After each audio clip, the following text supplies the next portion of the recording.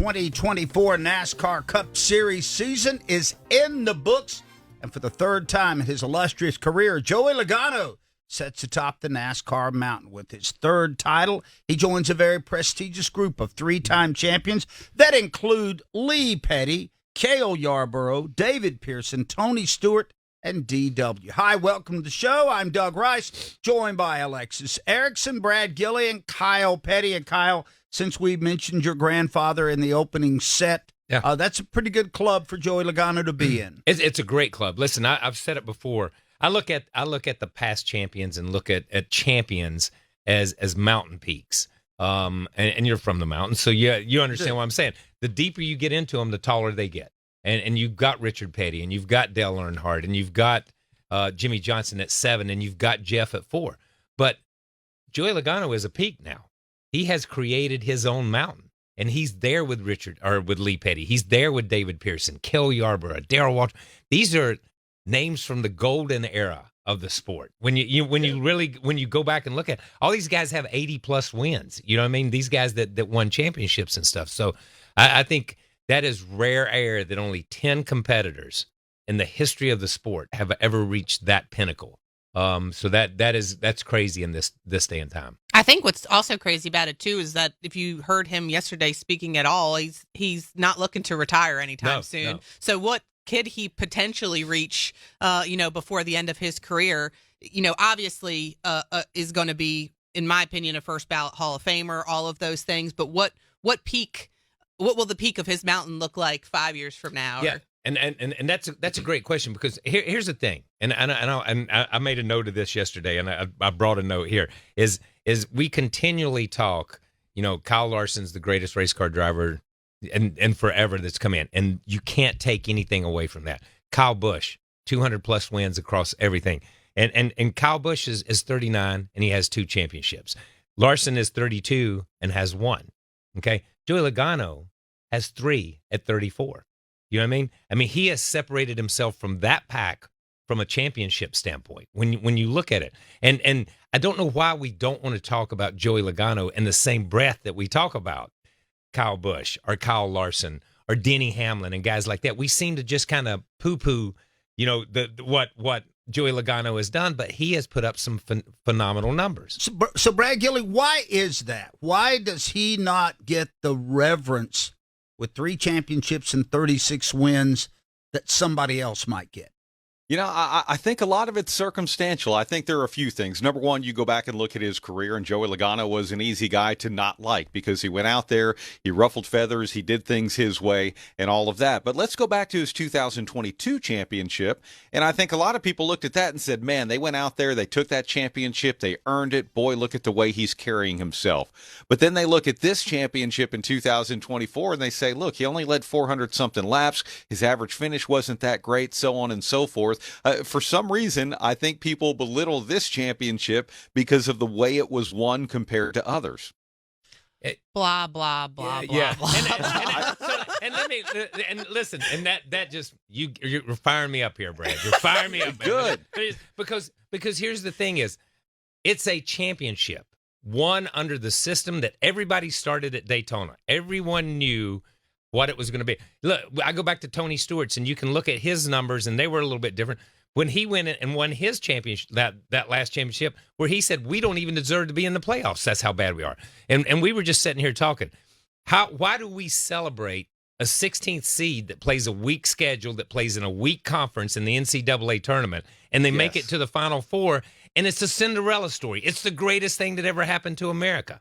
And you take Joey Logano, and all we want to do with Joey is tear down and pick out the parts that we don't like, that we don't agree with as fans, and you pick the little pieces out, and you say, he didn't deserve it.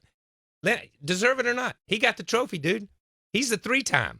He's moving on. He doesn't care what you think. And that is, I want to go back to the beginning where you said he ruffled feathers. Joey Logano does not go to the racetrack to make fans. Or make friends. He goes to make fans. He doesn't go. He doesn't go to make friends. He doesn't care what you think about him. He didn't care when he and Matt had their little skirmish. He didn't care what Matt Kenseth thought about him. He didn't care what anybody. He only cares what his team thinks about him and what his family thinks about him. And all he cares about is hoisting that trophy. And he stood there yesterday and hoisted that trophy, and he might as well have just stood by, turned around and looked at the garage area and said, come and get you some of this. Right. You know what I mean? This is mine. I took it from you today. Well, I was just going to say, going off of what Kyle said there, like we had talked about this too before the show started. What happened to like the reverence for the underdog? Yeah. You know what I mean? It's there, and it's bright in every other sport, but in motorsports. Why is that the case? No, Joey represented Virginia Commonwealth, Davidson, all right. of those schools that make those great runs or upsets another team in a bowl game.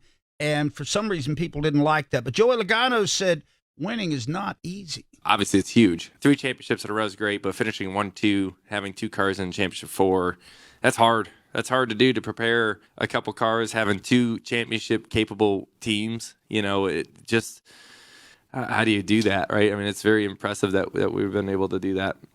There's this mythology around Joey Logano that he only wins titles in even years. It may not be a myth, Joey. I don't know. I'm starting to believe in this stuff. I've always been Mr. Anti-Luck, Anti-Superstitions. I always do the opposite of what people say you should do. And when people say good luck, I say I don't need it. There's no such thing. I still don't believe it's luck, but it is kind of weird that it's gone this way. I promise you I'll try hard next year too. I don't understand it though. Hopefully we break the streak next year. That'd be cool. So, Brad, can you give the backstory on the whole even year championship Joey deal?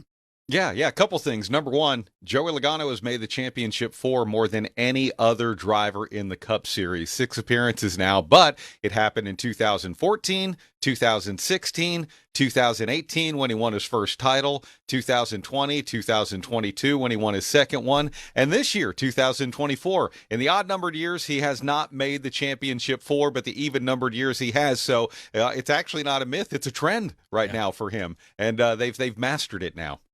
So that's not, at some point you got to kind of okay. And in the previous 2 times he's won the first race in the round of 8.